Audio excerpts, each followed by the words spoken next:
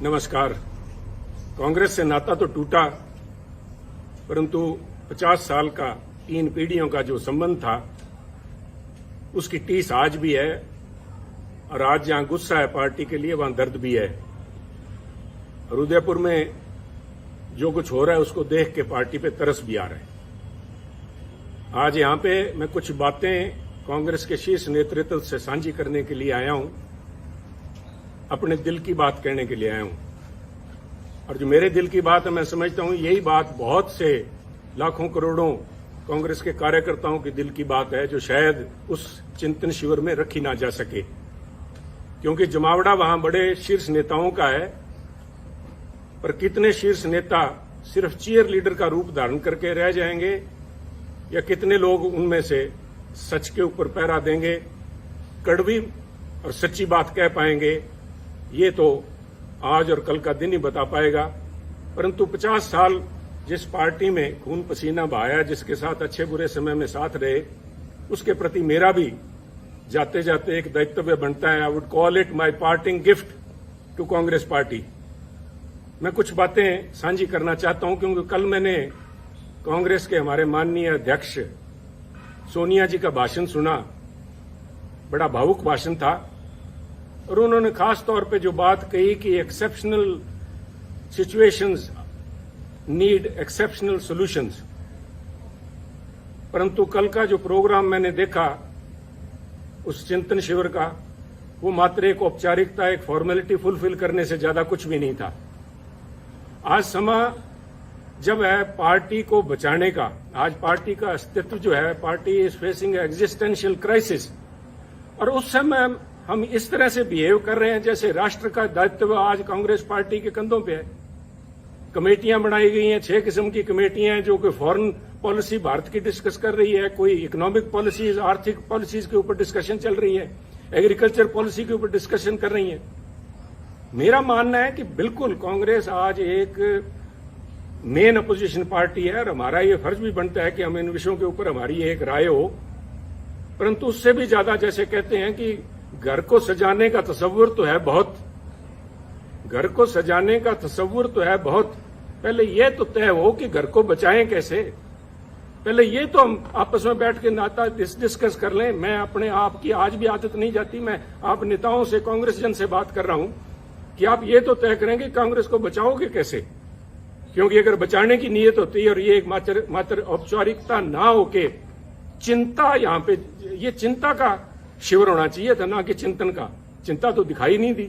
अगर चिंता होती वास्तविक में, तो वहां पे एक कमेटी, उन 6 कमेटियों के साथ कमेटी एक यूपी के ऊपर भी बनती कि उत्तर प्रदेश के अंदर कांग्रेस की ऐसी दुर्दशा क्यों हुई। 403 सीटों में से करीबन 390 सीट्स के ऊपर कांग्रेस के जो प्रत्याशी थे, उनको मात्र 2000 वोट भी नहीं आ पाए। आप सब समझते हैं कि पंचायत के मेंबर का जो कैंडिडेट होता है वो भी 2-4 हजार वोट ले जाता है। एक कांग्रेस का एमएलए उत्तर प्रदेश, जो कि दिल है हिंदुस्तान का, वहां पे कांग्रेस के नेताओं की ये दुर्दशा होनी, नेताओं की नहीं, मैं समझता हूं ये शीर्ष नेतृत्व की और पार्टी की दुर्दशा है। उसके ऊपर कोई कमेटी बनी, क्या उस पर कोई विचार करेगा? कल कोई अजय जी, जो लालू जी हमारे, अजय लालू जी हमारे प्रधान है, क्या वो बात करेंगे, साझा करेंगे क्या कारण रहे, क्या कमियां, उनको सुधारने का प्रयास किया जाएगा। इसी तरह चाहे गोवा है, चाहे मणिपुर है, क्यों आज क्या हालात, इस किस्म के बाद चर्चा तो ये होनी चाहिए थी कि पूरा north east, all the 7 sister states जो हैं, हम सारी हाथ से खोए बैठे हैं। क्या कारण हुआ? गोवा में तो बड़ी भारी एंटी इनकम्बेंसी थी सरकार की। चर्चा ये भी थी कि सरकार बनने के चांसेस है, परंतु हम कहीं भी नहीं ठहर पाए। और उत्तराखंड की बात कीजिए, और उत्तराखंड की तो मैं स्पेशली बात करना चाहूंगा कि 2 सूबे प्रांत ऐसे थे जिनकी बातचीत हो रही थी कि उत्तराखंड और पंजाब के अंदर कांग्रेस बहुत ही अच्छा प्रदर्शन करेगी और दोनों में सरकार कांग्रेस की बनेगी। फिर क्या हुआ? क्या कोई वहां बता पाएगा कि उत्तराखंड के जो मुख्यमंत्री के प्रत्याशी थे हमारे हरीश रावत जी, उनका एक पांव पंजाब में था, एक पांव उनका देहरादून में था इलेक्शन दिन तक। क्या वो सोच लेके आए थे? क्या सोच के साथ हरीश रावत जी को पंजाब का प्रभारी बना के भेजा गया? क्या उनकी मंशा सिर्फ इतनी थी कि हम तो डूबे हैं सनम, तुमको भी ले डूबेंगे? खुद तो उनकी जो दुर्दशा हुई, और मैं इसमें कहने में संकोच नहीं करूंगा, मैं पहले भी कह चुका हूं और आज फिर कह रहा हूं, अगर हरीश राव जी आ रहे हैं तो I call it divine justice, he deserved it. जो कांग्रेस पार्टी की दुर्दशा हुई है उसमें बहुत बड़ा रोल जो है एकमात्र इन व्यक्ति का है। सारा दायित्व तो इनके कंधों पे मैं नहीं डालूंगा, हमारी भी कमियां रही वहां पे, पर इनका बहुत बड़ा रोल था। ये एक कड़ी थे यहां से लोगों ऊपर बात करने के लिए। और उससे भी ज्यादा जरूरी, जब उत्तराखंड की बात करते हैं तो पंजाब की बात कैसे ना करेंगे। मैं पंजाब की बात के ऊपर कुछ समय लूंगा, मैं आपसे धैर्य की अपेक्षा करता हूं कि कृपया थोड़ा धैर्य रखें, क्योंकि पंजाब का मुद्दा सिर्फ वहां पे सरकार बनने ना बनने तक सीमित नहीं है, बहुत ही एक आधारभूत मुद्दा है जो पंजाब से जुड़ा हुआ है। पंजाब में जो घटनाएं वापरी हैं और जिस वजह से वहां पे पार्टी की जो दुर्गत हुई है पंजाब में, उसकी समस्याएं जो हैं उनके दूरगामी और आधारभूत उसका प्रभाव पड़ेगा। एक बात मैं मानता हूं कि देश जो है, भारतवर्ष जो है, एक सेकुलर देश है, और उस भारतवर्ष के अंदर अगर सबसे कोई सेकुलर प्रांत है तो मुझे इस बात का गर्व है कि वो पंजाब है। और पंजाब ने बार बार ये दर्शाया है, यहां तक कि 25,000 पंजाबियों ने कुर्बानी दे के भी, आतंकवाद के उन काले दिनों में 25,000 पंजाबियों की कुर्बानियां हुई, परंतु वहां आपसी भाईचारे और सेकुलरिज्म के ऊपर आंच भी नहीं आई। परंतु आज एक छोटी सोच का व्यक्ति, छोटी सोच का सो कॉल्ड लीडर, छोटी सोच का एक छोटा नेता जो बड़े पदों पे आसीन है, उसकी जुबान ने वो करने का प्रयास किया जो आतंकवाद के काले दिनों के अंदर AK-47 की गोलियां भी नहीं कर पाई। ये तो पंजाबियों को मैं दाद देता हूं कि उन्होंने फिर से मौका संभाला। और आप देखिए, जीता जागता सबूत देखिए, अगर किसी को इस बात के परिणाम की, इसको प्रूफ की जरूरत है तो वो देखिए कि इस इलेक्शंस के अंदर जिसके नतीजे 10 मार्च को भी आए हैं, अगर धर्म की बात करें, सिखों ने, जो सिखों की पंथक पार्टी अकाली दल, उसको वोट नहीं डाला। हिंदुओं ने बीजेपी को वोट नहीं डाला, और SC भाईचारे ने, हमारे दलित भाइयों ने कांग्रेस को वोट नहीं डाला। पंजाबियों ने एक सिख के तौर पे, एक हिंदू के तौर पे, एक दलित के तौर पे, क्रिश्चियन या मुस्लिम के तौर पे नहीं, उन्होंने पंजाबी के तौर पे वोट डाला। और इस सारे आडंबर को ढा के उन्होंने एक आस और उम्मीद को वोट डाला, एक रंगले पंजाब की आस, एक बेहतर फ्यूचर, बेहतर भविष्य की आस में उन्होंने वोट डाला। वो आस कितने हद तक पूरी होती है तो समय बताएगा, परंतु पंजाबियों को ये दाद देनी होगी कि उन्होंने ये काली नजर जो हमारे कांग्रेसी नेता जो लगा रहे थे, जो हिंदू, सिख या दूसरे भाईचारों के अंदर जहर का बीज जिन्होंने बोया, मैं तो आज इस माध्यम से खासतौर पे कांग्रेस अध्यक्षा सोनिया जी से निवेदन करूंगा, मेरी हाथ जोड़ के करबद्ध प्रार्थना है, सोनिया जी, राजनीति सारे देश में कर लीजिएगा, परंतु पंजाब को बख्शिए। पंजाब ने बहुत काले दिन देखे हैं। पंजाब में अगर पंजाब को परसेंटेज के प्रिज्म से नहीं देख सकते आप, पंजाब को 33% अमुक कौम है, 40% अमुक कौम है, बाकी बचते नॉन सिख हैं या किस खाते में डाल रहे हैं, कृपया करके बख्शिए पंजाब को। पंजाब एक है। ये जो बात जिन लोगों ने, आपके जो नेता, आपकी सलाहकार है, मैं नाम भी लूंगा क्योंकि आज वो उन्हीं के चलते सारा बखेड़ा खड़ा हुआ है कि आज मेरे को इस चैनल पे के माध्यम से आपसे बात करने की जरूरत पड़ रही है। अंबिका सोनी जी के एक जबान ने, मैं समझता हूं, ना सिर्फ कांग्रेस को, तो कांग्रेस का तो बंटा उन्होंने बेड़ा डुबाया, परंतु उन्होंने पंजाब के माथे पे कलंक लगाया, सिखों के माथे पे कलंक लगाया, सिक्खी के माथे पे कलंक लगाया। उन्होंने हिंदुओं को बदनाम किया, हिंदुओं को निरादर किया। क्या ऐसे नेता का कांग्रेस में बने रहने का कोई हक है, कोई औचित्य है? अगर औचित्य है तो मैं आपसे निवेदन करूंगा कि आज के समागम के अंदर, जब उदयपुर में वो बैठी हैं और आपके साथ मंच पे बराबर बैठी हैं, तो उनसे निवेदन करें कि उठ के वो बताएं कि Punjab, what is Sikhism, Sikhism है क्या जिसको उन्होंने इतना बड़ा दोष लगा दिया। This is nothing. उनका ये बयान कि पंजाब के अंदर अगर हिंदू मुख्यमंत्री बनता है तो पंजाब में आग लग जाएगी, इसका मायना ये हुआ कि जो सारे सिख हैं, सारे पंजाबी भाईचारा है, वो हिंदुओं के खिलाफ डांगे लेके घूम रहा है। हिंदू सिख भाईचारे के अंदर दरार डालने की ये जो कोशिश, खुद आपकी सलाहकारा अंबिका सोनी जी और उनके जो कुछ चंद चेले जो हैं, जो पंजाब के अंदर बैठे थे जिस समय ये फैसला हो रहा था, 4-5 जो यहां थे और वो 4-5 मोस्टली आज वहां आए हुए हैं आपके पास वक्ता के तौर पे, उनको बेनकाब करना जरूरी है। उन्होंने कहा था कि अगर हिंदू बन गया पंजाब में मुख्यमंत्री तो पंजाब में आग लग जाएगी। Is this some pre planned way of vilification of Sikhs? Are you trying to vilify a whole community? कि वो इतने इनटॉलरेंट है, उनके अंदर ये सहनशीलता ही नहीं है कि किसी और को बनता देख सके। और इनकी अंबिका जी की बात में अगर कहीं सच्चाई होती तो मैं समझता हूं कि अकाल तख्त के जत्थेदार साहब ने जिस दिन इनका बयान आया उसी दिन उन्होंने कहा, अकाल तख्त साहब का वो बयान मैं समझता हूं स्वर्णिम अक्षरों में दिखा जाने वाला है कि पंजाब के अंदर हिंदू सिख होना कोई मायने नहीं रखता। सोनिया जी, मैं आपसे निवेदन करना चाहूंगा, अकाल तख्त कोई छोटा मोटा जगह नहीं है, is a temporal seat of Sikhism. यहां पे महाराजा रणजीत सिंह भी आके पेश हुए हैं। अगर उनके हेड ग्रंथी ये बात कहते हैं, वहां के जत्थेदार साहब कहते हैं, तो ये क्या ज्यादा सिखों के बारे में या पंजाब के बारे में जानते हैं? एक ऐसा लीडर, एक तरफ हम इल्जाम लगाते हैं आम आदमी पार्टी के ऊपर कि वो पंजाब का भला नहीं कर पाएंगे क्योंकि उनकी लीडरशिप दिल्ली से चलाती है, जिनको दिल्ली के बारे में ज्ञान नहीं। मुझे आम आदमी पार्टी का तो पूरा पता नहीं, परंतु सोनिया जी, पंजाब कांग्रेस का बेड़ा गर्क दिल्ली में बैठे उन नेताओं ने किया है जिनको पंजाब का, पंजाबियत का, सिक्खी का बिल्कुल पता नहीं। सरबत दा भला गुरु महाराज का मूल मंत्र। I am not a Sikh scholar, परंतु मैं अपने आप पे गर्व है कि मैं पंजाबी हूं। मुझे इस बात का मान है कि गुरु महाराज ने जो मूल मंत्र दिया था वो था मानस की जात सब एको पहचान में, सरबत दा भला, यूनिवर्सल ब्रदरहुड। कौन सी लैंग्वेज समझाऊं मैं इनको, अंबिका जी को? कौन सी लैंग्वेज में ये बता पाएंगे, जवाब दे पाएंगे? और इनके जो पिछलगू वहां पे बैठे हैं उनसे मैं निवेदन करूंगा कि वो खड़े होकर वहां पे मंच पे बताएं कि किस वजह से पंजाब को बदनाम किया, पंजाबियों को बदनाम किया गया। और ये सोनिया जी, मैं बार बार इस बात पे जोर दे रहा हूं क्योंकि ये हमारी विचारधारा से जुड़ा हुआ मुद्दा है।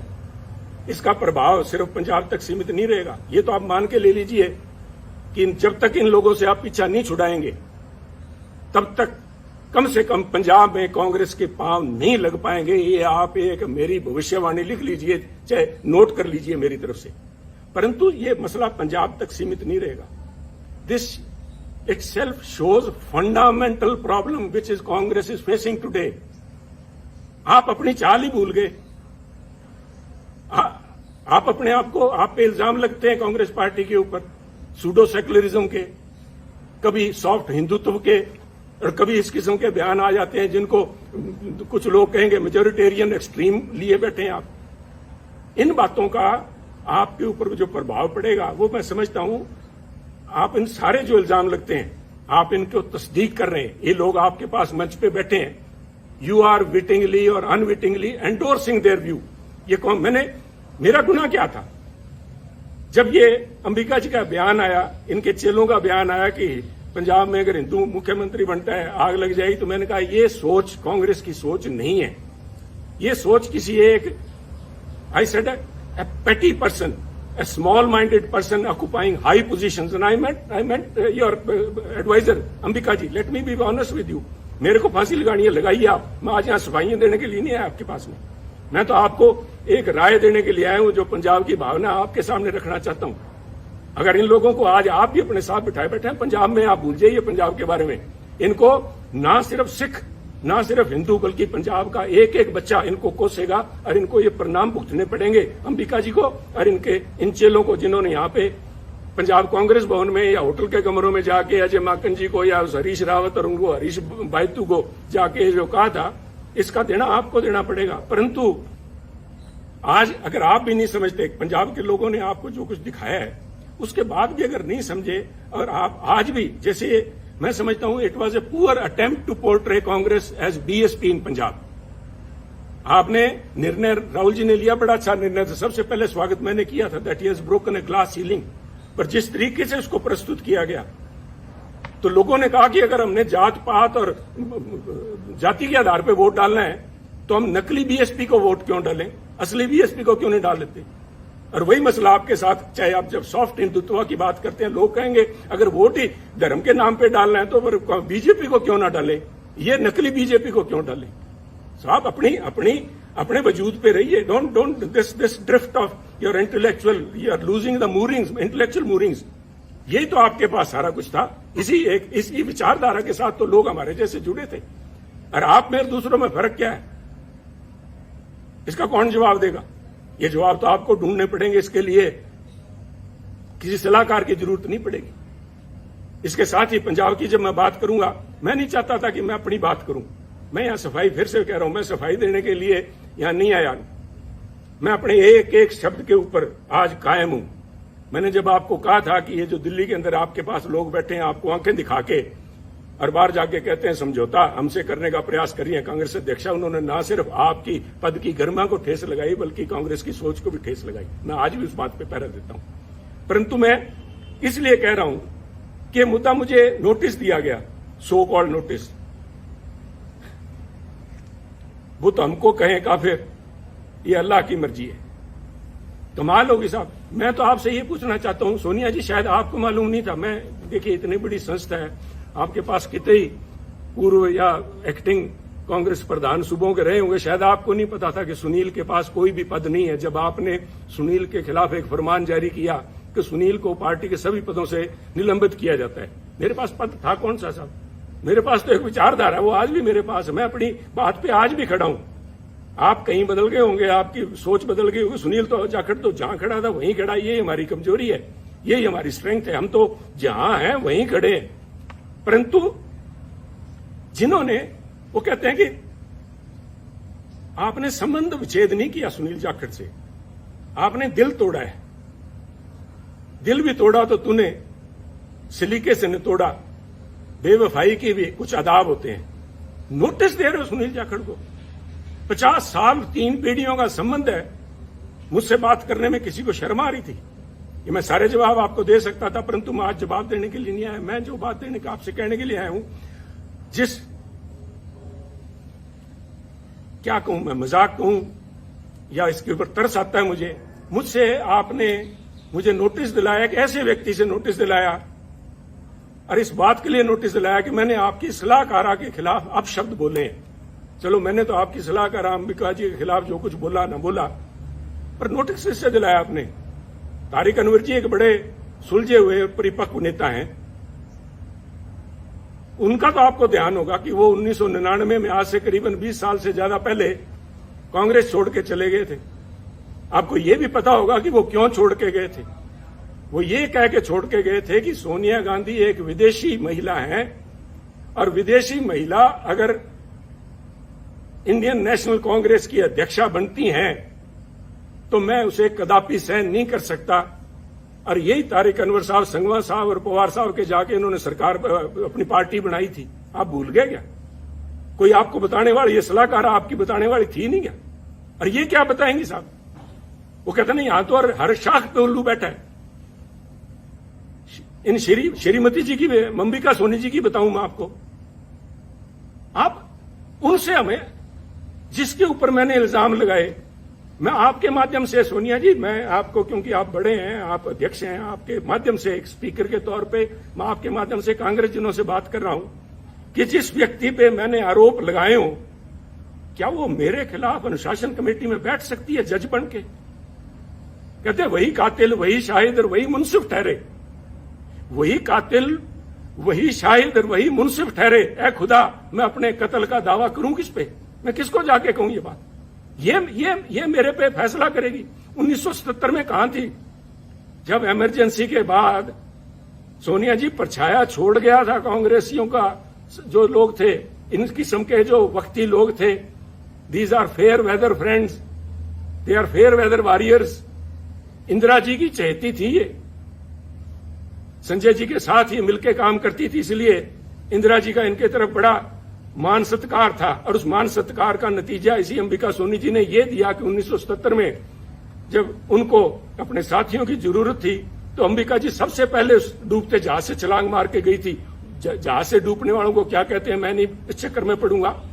और ना सिर्फ छलांग लगा के गई, ना सिर्फ उन्होंने यहां से कांग्रेस उर्स से चंडीगढ़ से इलेक्शन लड़ा जगन्नाथ कौशल जी के खिलाफ, कांग्रेस के प्रत्याशी के खिलाफ। इन्होंने मेरठ में जाके 84 में फिर महसीना को दुबई जी बैठी होंगी, मैंने देखा नहीं कल प्रोग्राम में उनको।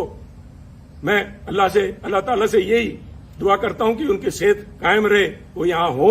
उनसे पूछिएगा कि इन अंबिका सोनी जी ने इंदिरा जी के खिलाफ क्या क्या अभद्र भाषा इस्तेमाल की थी। आप बड़े दिल के नेता हैं राहुल जी, और आप भूल जाएंगे सोनिया जी, हम नहीं भूलते, हम तो गांठ बांध के बैठे हैं। और ऐसे लोगों को बेनकाब करना पड़ेगा। जब मैं ये बातें कर रहा हूं, जो मेरा ये किस्सा है, this is a case study in itself, the way Punjab issue has been handled from the very beginning. छोड़िए सुनील को उतारा गया जुलाई 2021 के अंदर ये कह के कि सुनील जाखड़ मुख्यमंत्री कैप्टन अमरिंदर सिंह जी के साथ मिलकर काम करता, उनका बहुत नजदीकी है, मिले हुए दोनों। नए कांग्रेस प्रधान को बनाया गया और उसके बाद जुलाई 21 को नए कांग्रेस के प्रधान नवजोत सिंह सिद्धू जी बनते हैं। और उसके बाद 6 महीने तक सारी एआईसीसी, सारी कांग्रेस इसी बात को लगी रही कि पहले मुख्यमंत्री कैप्टन अमरिंदर सिंह जी, उसके बाद में चरणजीत चन्नी, इन दोनों को आपस में कैसे इकट्ठा बिठाया जाए, कैसे पीसीसी प्रधान और मुख्यमंत्री मिलकर काम करें। व्हाट वाज इट, क्या था ये? क्या आप इसी एक बात पे, किसी एक बात पे खड़े हैं क्या? कोई स्टैंड है पार्टी का? और ये जो डिस्टेबलाइज करने की प्रयास किया गया, मैं जिनकी बात कर रहा हूं, डिवाइन जस्टिस की, रावत साहब को भेजा इसलिए गया था कि कैप्टन अमरिंदर सिंह व सिटिंग प्रिटी, उनको डिस्टेबलाइज किया जाए। सोनिया जी, डिस्टेबलाइज तो विरोधी पार्टियां करती हैं, आप तो you are the parent party, Congress high command वहां पे बैठी। आप पंजाब में क्या डिस्टेबलाइज करवाना चाहते थे? Control destabilisation. और इसका रेमिफिकेशन देखिए, आज नोटिस आया कुछ दिन पहले, मेरे को नोटिस देने के बाद में एक नोटिस नवजोत सिंह सिद्धू जी को भी दिया गया। मेरे बहुत से डिफरेंसेस हैं नवजोत सिंह सिद्धू जी से, परंतु मैं इन प्रिंसिपल बात करना चाहता हूं, क्योंकि ये बातें आज के इस चिंतन शिविर में होनी चाहिए कि उनको किस बात के लिए नोटिस दिया गया कि वो अपनी सरकार के खिलाफ बोलते थे, वो कैप्टन अमरिंदर सिंह जी के खिलाफ बोलते थे, उन्होंने चरणजीत चन्नी के खिलाफ बोला, उनको नोटिस दिया गया। तो सब मेरा एक सवाल है, और मैं बड़ा उनका रिस्पेक्ट करता हूं, अशोक गहलोत जी का।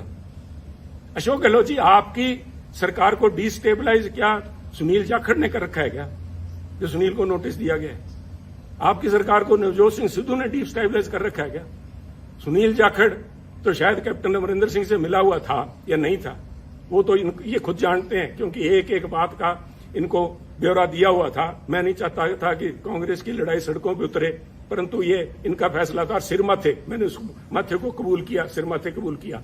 परंतु नवजोत सिंह सिद्धू तो सिर्फ बोलते ही हैं, और आपके यहां तो गहलोत साहब हर 15वें दिन आपको बताना पड़ता है राजस्थान की जनता को कि मैं अभी मुख्यमंत्री रहूंगा।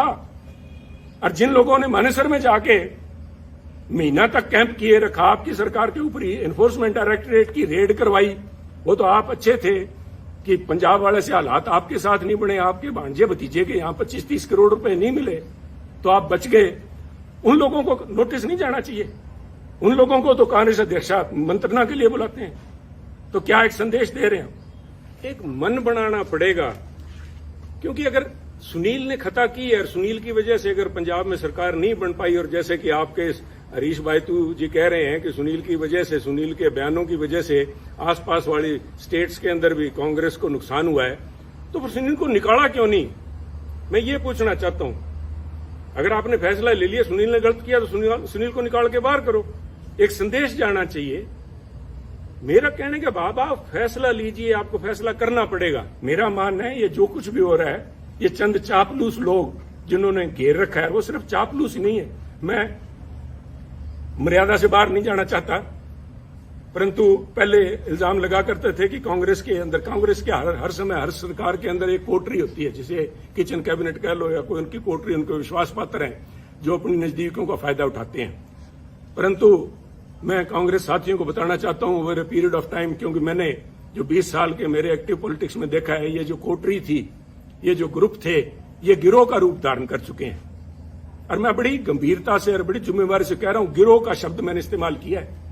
ये जो बना के भेजे जाते हैं यहाँ पे, हमारे इंचार्जेस बना के भेजे जाते हैं, इतिहास गवाह है पंजाब का, मैं राजस्थान का या हरियाणा का तो बोल नहीं सकता, मैं पंजाब की बात करूंगा। जनार्दन द्विवेदी जी शायद आए हुए हैं, जनार्दन द्विवेदी से पहले या बाद में, एक शकील अहमद साहब को छोड़ दीजिए, चाहे वो चाणक्य थे, चाहे वो आशा कुमारी जी थी, चाहे रावत जी थे, और चाहे हमारे हरीश बायतू जी थे, ये सारे के सारे एक ही आका के जाके पैरों में हाथ लगाते हैं। वो हमारे पंजाब की आंटी बैठी है वहां पे, इन सारों को उनका वृद्ध हर्ष, उनका जो हर्ष था उनके ऊपर था। और इन लोगों ने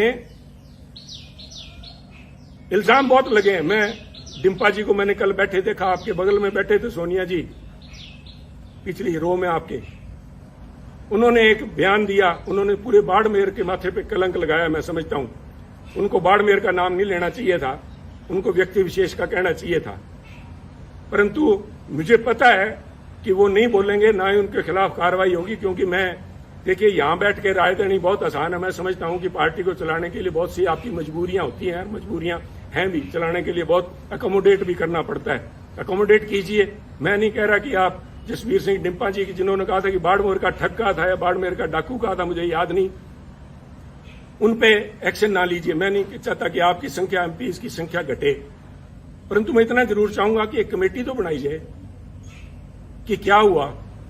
these so called incharges, AICC incharge of Punjab Congress have not been less than, वो अमेरिकन एक फ्रेज बनी है, कारपेट बैगर्स। वो बेसिकली ग्लोरीफाइड ठग थे, जिन्होंने अमेरिका में जाके, जो उन दिनों में सिविल वॉर के बाद लूट खसोट जो हुई है, इस किस्म का यहां पंजाब के अंदर माहौल रहा है। इन लोगों को नोटिस ना दे के आप नोटिस सुनील जाखड़ को दे रहे हो। कोई इल्जाम तो बताओ सुनील जाखड़ को। सुनील जाखड़ ने तो, वो कहते हैं ना, हमारे बागड़ी में कहावत है कि सुनील जाखड़ ने तो आंख में सुरमा डालने का प्रयास किया था, और आपके लोगों ने जाके वहां पे आपको बताया सुनील जाखड़ कांग्रेस की आंख फोड़ रहा है। तो ये निर्णय तो आपको लेने पड़ेंगे। सोनिया जी मेरे से, राहुल जी से मेरा ये निवेदन है कि हो सकता है आने वाले उत्तराधिकारी वही होंगे, और वो चाहे मेरी किसी से बने ना बने, मुझे लोग गलत कहेंगे, कांग्रेस पार्टी आपके, राहुल जी और आपके नाम के गांधी परिवार के बिना नहीं चल पाएगी। 60 बन जाएंगी, 60 नहीं तो कम से कम हर एक सूबे में अपनी अलग कांग्रेस होगी। आपका होना जरूरी है, आप लोगों का इस पार्टी का एक सशक्त अपोजिशन के लिए होना जरूरी है। परंतु ये तब तक ही जरूरी है कि आप अपने अच्छे बुरे को पहचानें। ये प्रशांत किशोर जी नहीं बता पाएंगे आपको, कोई आप वो सुनील कानूनगोलो है उसको वो नहीं बता पाएगा। This is a responsibility of the boss himself. अगर आप लीडर हैं तो आपकी परख होनी चाहिए। आप छोड़िए, आप शायद, I have always claimed that Rahul Gandhi ji एक बहुत ही बढ़िया इंसान है। I still believe it. चाहे आज मेरे फर्क है, चाहे जो भी है, जो आवाज उठनी चाहिए थी, सच के साथ में खड़ी होनी चाहिए, नहीं, उनकी मजबूरियां होंगी, परंतु is a very fine man, is a very upright. और मैं अगर कांग्रेस के अंदर इतने साल लिप गया तो उसका बहुत बड़ा कारण राहुल गांधी जी, मैं आज भी मानता हूं। अगर वो और कोई छोटे दिल का व्यक्ति वहां बैठा था, उससे पहले ये तोड़ बिछड़ा, उससे पहले भी हो लेना था। परंतु राहुल जी, आपको भी आजकल एयरक्राफ्ट के अंदर ये सुखोई और वहां पे लड़ाई चल रही है, उनके अंदर एवरी एयरक्राफ्ट, इवन टैंक्स के अंदर भी एक होता है IFF, called identification of friend और फो। दुश्मन और दोस्त की पहचान कराने के लिए उसके अंदर इंस्ट्रूमेंट लगा होता है जो फ्रीक्वेंसी आपस में एक्सचेंज करके पता करता है कि मैं जिस पे मिसाइल दाग रहा हूं वो कोई मेरा दोस्त तो नहीं है। आपने इन पिछलगुओं के कहने से मेरे पे नोटिस की मिसाइल दाग दी। मेरा क्या बिगाड़ देंगे आप? पर आपने अगर पार्टी चलानी है तो ये आपको फैसले लेने पड़ेंगे, ये कमान अपने हाथ में लेनी पड़ेगी। ऐसे चापलूस लोगों से, इन बेगैरत लोग हैं। मैंने वहां पे एक बड़ी नेता को गिड़गिड़ाते देखा है कि मेरे को टिकटों की उसमें कमेटी के अंदर रहने दिया जाए। राहुल जी ने मना कर दिया था, शी हैज वेस्टेड इंटरेस्ट। उसके बावजूद वो गिड़गिड़ा के, उनके लिए बहुत बड़ी बात है। परंतु इन चापलूस और बेगैरत लोगों के बीच में रह के मैं समझता हूं हमारी जो कांग्रेस की नेतृत्व है वो गैरतमंद लोगों से बात करना और उनके सलीके को भूल गए हैं। परंतु ये आपको मुबारक हो, ये चापलूस आपको मुबारक हो। एक आखिरी बात कहना चाहूंगा, फैसला लीजिए। फैसले आपने लिए हैं, अच्छे लिए हैं, बुरे लिए हैं, समय बताएगा, फैसले तो लिए हैं। और मेरे फैसले के अंदर जो बात मैं खास तौर पे आखिर में आपसे कहना चाहता हूं, Sunil Jakhat's case, from notification to your recommendation of the disciplinary committee, till the time you have finally asked Sunil to be removed from all positions, it shows what is basically ailing Congress party. आप भी फैसला नहीं ले पाए। ये क्या फैसला था? सुनील से पद ले लिए। क्या पद ले लिए? सुनील के पास कौन से पद थे जो आपने ले लिए? It is because आज भी either you lack conviction or you have doubt whether these allegations are true or not. पर मिसाइल तो छोड़ दी, अब ये तो वापस नहीं आएगी। आपने तो मिसाइल दाग दी। सुनील का तो आपने कर दिया कुंडा। सुनील की गैरत, सुनील का ऑनर उसके लिए बहुत बड़ी बात है। और जिस दिन आपने नोटिस भेज दिया, मेरे तो आपसे उसी दिन संबंध विच्छेद हो गया।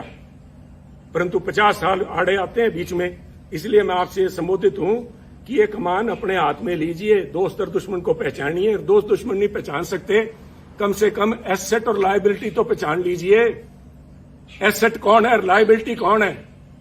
ये लोग आपको कहेंगे कि पंजाब में हमने एक नेशनल एसेट क्रिएट किया। अगर वो एसेट है तो उस एसेट को क्यों नहीं पंजाब कांग्रेस का प्रधान बनाया? क्यों नहीं उसको यूपी में ले गए? हमारे यहां तो 17 फरवरी को पंजाब के अंदर इलेक्शन कैंपेन खत्म हो गया था। अगर आपने वाकई जात पात के नाम पे वोट मांगने का ठान ही लिया था पंजाब में, तो यूपी में क्यों नहीं लेके गए मायावती जी को काउंटर कराने के लिए? या already has become an embarrassment. ये फैसले आपको लेने होंगे और उसके लिए मैं आपका ध्यान, राहुल जी, लेके जाना चाहूंगा पानीपत की पहली लड़ाई बाबर की तरफ। बाबर ने पहली दफा हाथी देखे जब वो पानीपत आया, और एक हाथी को मंगवा के उसने सवारी करने की इच्छा जताई। तो हाथी उनके सामने पेश जब किया गया बाबर के सामने, और हाथी के ऊपर बैठा जब बाबर, तो उसने बैठ के अपने सेनापति से कहा, इसके जानवर की लगाम मुझे थमाओ। तो उन्होंने कहा, जनाब हाथी की लगाम नहीं होती। तो उसका सवाल था निश्चित तौर से कि तो फिर ये चलाऊंगा कैसे? कहते जी इसकी जो लगाम है, जो इसका जो अंकुश है, वो सामने जो बैठा है, वो जो अंबिका सोनी तायब बैठे है या कोई तारिक अनवर बैठा है, उनके हाथ में अंकुश वो है। अंकुश है जो प्रौढ़ जिसको बोलते हैं, वो है। तो बाबर ने तब कहा था कि इसको हाथी को बिठाओ और मेरे को नीचे उतारो। तो उन्होंने कहा क्या बात होगी महाराज? तो उन्होंने कहा मैं उस चीज की सवारी कभी नहीं करूंगा जिस चीज की लगाम, जिस जानवर की लगाम मेरे हाथ में ना हो, जिस संस्था की लगाम मेरे हाथ में ना हो। तो मेरी आपसे बेनती यही है, with all due respect and for all the respect and all the time we have spent together and with the party, 50 साल की, आगे बढ़िए, कमान सामिए और इन पिछले को ऊपर छोड़ के कांग्रेस पार्टी को अगर जिंदा रखना है तो ये लगाम अपने हाथ में लीजिए। वरना इस किस्म के जो चिंतन शिविर हैं, इसी प्रशांत किशोर ने आपको कहा था, यूपी में आपको लेके गए थे, कैंपेन का नाम था खाट पे चर्चा। आज कांग्रेस पार्टी खटिया पे नजर आ रही है। अगर आज समय रहते नहीं संभले, वक्त की फिक्र करना दा क़यामत आने वाली है, तेरा जिक्र भी ना होगा दास्तानों में।